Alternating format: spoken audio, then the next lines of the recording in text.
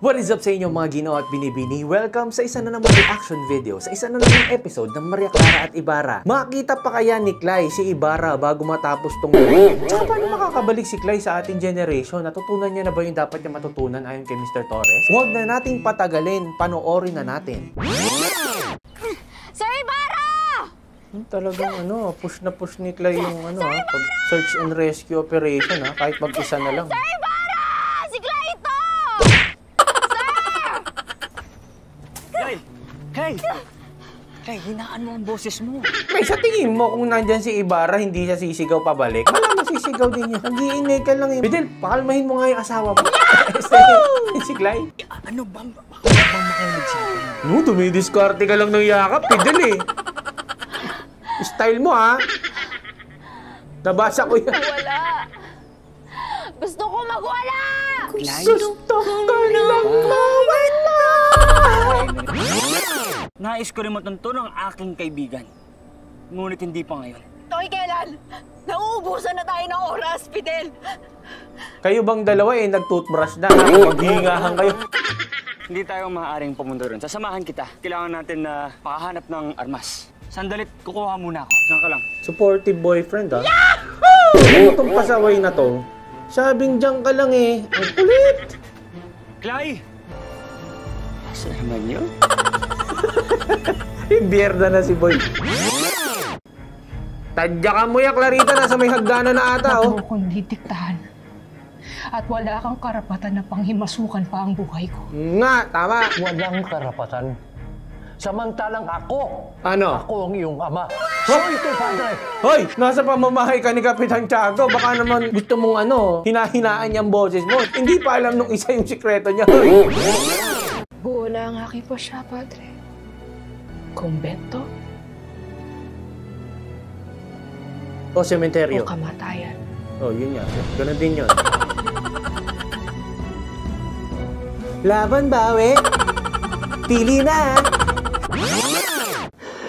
Ay, patawarin mo ako. Hindi ako nakapatawaran sa'yo at sa iyong ina. Di kami naaawa, Damaso. Deserve mo Sa yan. maniwala kasi hindi. Minahal ko si Bia. Minahal ko siya kahit anong kasalanan niya.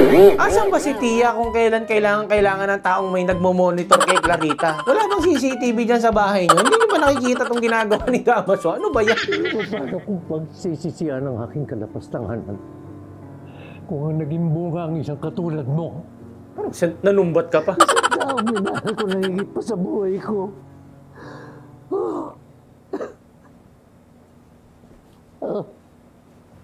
Hoy, Clarita, narinig mo ba yung sinabi niya? Parang natutulog ka na dyan, Que Dios nos bendiga. Bukod sa'yo. Reverencia. Wala ko bukod sa'yo Kung dati mo pa yan ginawa... Ayan, Kapitan Tiago! Narinig mo ba yung sinabi ni Damaso? Diyos ko! Maynila ay dumiretso agad siya rito. Kanina pa nagsisigawan doon, boy. Wala ka man lang narinig ni isa. Ay, na talaga tong tatay-tatayan mo, Clarita. Magkumbento ka na nga lang. Magsalis ka na dyan. Deep inside, namatay na siya. Señor mi Dios. Tienes que pierda a mi hija. Oh my gosh! Narinig mo yun, Kapitan Tiago? No la alejes de mí. Por favor. Te lo ruego. Baka naman makahalata ka na, Kapitan Tiago. To, ang yaman-yaman, bobo. Mamamatay ako dito sa bahay na ito. Kung yan ang iyong nais, ipapahanda ko ng karwahe. Eta, tulungan mo siya mag-empake. Ibigay mo ang nais niya. Takot ka pala, tiye. Kala ko, papalag ka Asa si Anding? Bagal naman magtiklop dito ni Eta. Kung si Anding yan. Kanina pa yan tapos. Iniisip pa lang ni Maria Clara. Nakaimpake na. Sir Ibarra! Hingi ng bunga nga itong babae. Pauwiin mo na nga to, Mr. Torres. Ang ingay nito Hindi pwede magbukas ng ganito. Hindi pwede magbukas ng ganito. Ano kayang kailangan niyang matutunan para matapos yung Noli sa kanyang kwento? Siguro kailangan lang maramdaman ni Clay yung passion ni Ibarra at pagmamahal niya sa ating inang bayan. Kung piniplay mo na ba yan, Kuya Aris, nalaman mo na yung sagot. Kung buhay ka, magparamdam ka naman. Ano yan, multo? Magparamdam nga yan, takbo ka dyan. Ayun na ba? Ibarra, ikaw na ba yan? Sir Ibarra? Walang iya ka, kanina ka pa nandyan. Kanina ka pa pala nandyan? Sir Ibarra? Maaari ka nang umalis, Kapitan Tiago. Por favor. Kaya ba sang-ayon kayo sa pagkukumbento niya dahil galit siya sa inyo? Ang ninong niya ang dapat niyong kausapin at hindi ako. At batid ko rin na hindi may kukubli ang galit niya sa kanyang ninong. Ay, dahil mong tanong ngayon. Tatanga-tanga ka kasi eh. Ngayon ka lang natatauhan. Paano kaya ito yung mama ng ganito katanga? Sir Ibarra? Sino yan? Si Mr. Torres. Mr. Torres? Time to go home.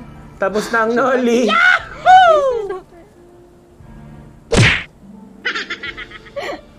Mr. Torres, nasan ba talaga si Ibarra? Wala ba talaga kayong naririnig ng mga bulong-bulungan? Sabihin mo na kasi. Wala ka bang nabasa? Ano ba pinagsasabi niyo? Marami salamat, Panginoon. At bobo tong nasa harapang Hindi mo ako ng kakayahan na magbigay ng liwanag sa'yo. Matagal ka na nilang ginagawang tanga. Sa lahat ng ginawa mo, parang yan yata yung nagustuhan ko. Maraming salamat, Sunny Side Up, for being our spokesperson ko, Kapitan Tiago, para masabihan siyang tanga. Patanga-tanga eh. Kapitan Tiago, Sige na, sabihin mo na. hindi ikaw ang tunay na ama. Hindi. Oh, grabe. Si Padre Damaso. Siya ang tunay na ama. Oh, ngayon, alam mo na, tanga ka. Oh, dalawa na silang magngangal-ngalan ni Clarita niyan. Ano, papasok ka na rin sa kumbento? Ano, Kapitan Tiago? Galgal mo na. Huwag mo nang pigilin. Tanga ka eh. Grabe, nadurog din si Kapitan Tiago. No? Sheesh. Sakit din nun ha. Tuloy-tuloy pa rin ang pinatutunguhan at patutunguhan. Bakit naman ganoon, sir? Seryoso ba, si Rizal? Kung nabasa mo ang note, dapat alam mo yun. Oh, eh, hindi mo nabasa eh. Kopya ka kasi ng kopya sa internet eh. Yun ba ang gusto mo sabihin ni Rizal sa grand narrative that represents the Philippine society? Na hopeless na tayo mga Pilipino at ang bayan natin sawi. Kahit anong gawin natin, mamamatay at mamamatay lang din tayong lahat. Kung wala kang natutunan, binibining Clay, hindi ka makakauwi niyan. Ngayon, paano uuwi ngayon to si Clay? Eh, parang walang natutunan natin. Napalapit lang doon sa mga characters. O, paano yan? Alamin na lang natin sa susunod na episode. Mga Ginoo at Binibini, nai-stress na talaga ako. Baka hindi ko nakayanin to. Hanggang sa muli. Bye-bye.